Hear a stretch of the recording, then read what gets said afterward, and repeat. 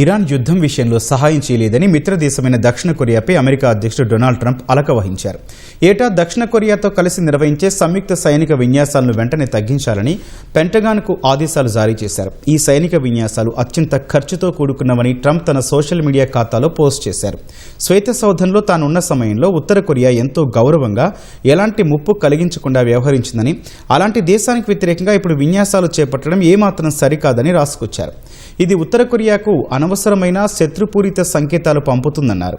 యుద్ధ విన్యాసాలను పూర్తిగా రద్దు చేయాలని ఉన్నప్పటికీ సమయం మించిపోయినందున వాటిని తగ్గించాలని రక్షణ మంత్రి పీట్ హెగ్సెత్ను ఆదేశించినట్లు ట్రంప్ వెల్లడించారు. కాగా హార్ముజ్ను తెరిపించేందుకు యుద్ధ నౌకలను పంపాలని ట్రంప్ గతంలో అన్ని మిత్ర దేశాలను కోరారు.